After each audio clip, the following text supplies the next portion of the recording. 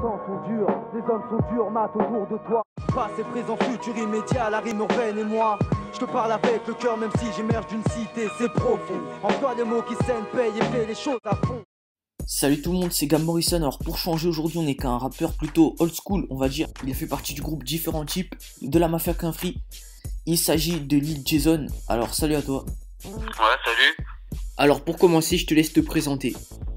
Ouais, bah je suis Lil Jason, ex-créateur de la Mafia Qu'un Free, Différents Types.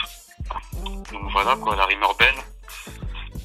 Alors déjà, il y a un album que tu as sorti courant 2014, je crois, c'est Légende urbaine. Alors je te laisse en parler.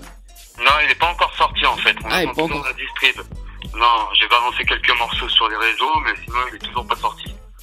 Ok, bah il devrait arriver incessamment sous peu là. Sur cet album, ouais, alors c'est les extraits qui sont sortis en 2014, je me suis trompé, désolé. C'est des extraits en fait. Et il y a tes collègues de Pochi Idéal. Alors est-ce que ça a été comme une envie un peu de revenir à la base de ton rap? Une envie, oui et non, ça a toujours été de toute façon entre nous, tu vois, dès qu'on a besoin sur différents projets et tout, on s'appelle. Après c'est vrai qu'on se voit pas beaucoup, mais bon, quand il y a un nous qui veut un projet avec différents artistes, on essaie de check tout le monde et puis voilà quoi. Ok, d'accord, ouais. Et après, puis... moi je pensais que c'était important d'avoir différents types sur mon album, tu vois. Ouais, c'est sûr, ouais. Alors est-ce qu'il y a d'autres featuring justement sur l'album? Il n'y a pas des grosses têtes connues à part Gesso de Vitry-sur-Seine. Il y a Gezo de Nice. Il y a Tariq Marché Noir. Et Sidi O de Paname. Ah ouais, donc c'est vraiment fait, tu vois, restreint, c'est restrictif. En fait, j'ai fait à peine 7 inédits. Et puis le reste, c'est que des remixes par Dirty Swift, DJ Dirty Swift. Ouais, bien vu, hein, les featuring. Sinon, tu faisais partie de la Mafia Qu'un Free. Alors, justement, pourquoi avoir quitté la Mafia Qu'un Free? Ah, bah des embrouilles, hein, tu sais ce que c'est, hein, t'as vu, il y a un moment donné, t'es là, t'es pas là, et puis après, le reste suit son cours, chacun a sa vie. Moi, j'avais des galères par rapport à un de mes enfants, donc il a fallu que je m'éloigne un peu de tout ça, et puis c'était soit la prison, soit la mort, tu vois, donc il y avait des choix à faire. Justement, t'as été là depuis le début de la Mafia Qu'un Free, justement. Alors, quel souvenir tu gardes du parcours que t'as fait avec eux? Ouais, tout nickel, hein, toujours bien, hein. Après, c'était des bons délires, hein. À la base, c'était des bons délires. Après, mec du ghetto, voilà, hein, on traînait dans toutes les cités du Val-de-Marne. Les gens, ils nous admiraient pour ce qu'on était, pour ce qu'on faisait. Et puis après, on a toujours été ghetto dans nos têtes. Du coup, on a fait des choses qu'il fallait pas faire, sûrement. Et puis, je pense que tout ça, ça nous a un peu divisé aussi, tu vois. Après, il y a eu plein de choses qui se sont passées. Il y en a qui ont pris du recul, il y en a qui sont tombés en prison. Puis voilà, moi je fais partie de ceux qui ont pris du recul par rapport à tout ça. Alors, toujours parmi la Mafia Qu'un Free, il y a Rof qui faisait partie, hein, à un moment. Alors du coup, tu l'as sûrement côtoyé, je pense, donc tu dois être bien placé pour donner ton opinion un peu sur les clashs qui se passent en ce moment dans le rap game.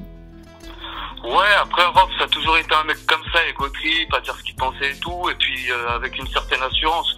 Donc après lui, il a toujours fait son bis comme ça, hein. Déjà, le premier morceau qu'il avait posé à l'époque, c'était après le TIN. Il avait fait un morceau avec des mecs d'Expression Directe, de Mantes-la-Jolie, là. Et après, direct, Manuka, il l'a ramené en studio pour qu'il pose son premier freestyle avec nous, en fait. Tu vois, c'était chez Danny Dan de Ticaret. Et on avait bien approché, quoi. On avait bien approché ce qu'il faisait déjà à l'époque. Donc après, ça a toujours été dans sa nature d'être comme ça. Donc c'est pas un style qui se donne, c'est pas médiatique, plus. Ça a toujours été ce mec-là authentique, quoi.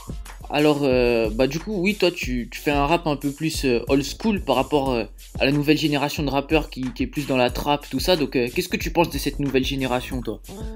Après, tu vois, le mouvement hip-hop, il s'arrête pas que au old school. Il faut du nouveau. Maintenant, après, moi, je dis que trop de vocodeurs tue le vocodeur.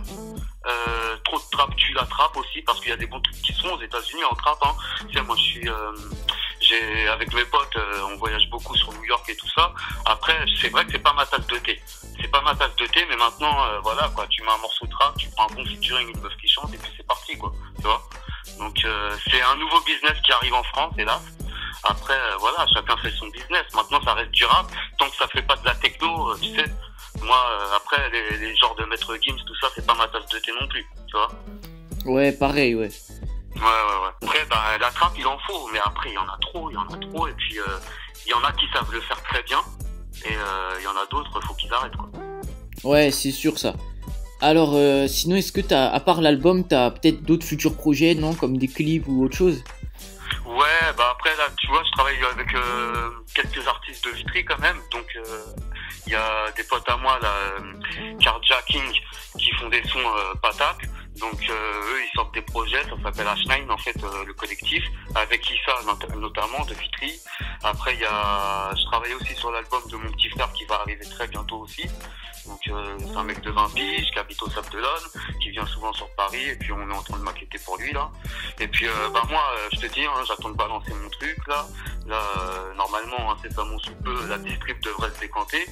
Après bah on verra, hein. Tu sais le chemin ça va suivre son cours tranquillement quoi. Pépère.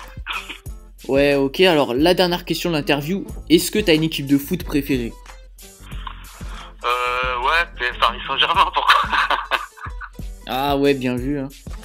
Bah mec de Paname, hein, mec de Vitry, obligé, on représente Paris, hein. Bah ouais, normal. Alors c'est la fin de l'interview. Laissez un petit j'aime, un commentaire. Abonnez-vous, dites-moi ce que vous en avez pensé en commentaire. On se retrouve la prochaine fois pour de nouvelles vidéos. Salut à tous. Emploie les mots qui saignent, paye et fais les choses à fond. À genoux pour des jours meilleurs, oh mon Dieu. Une parole en ma faveur, cauchemar dès que j'ouvre les yeux.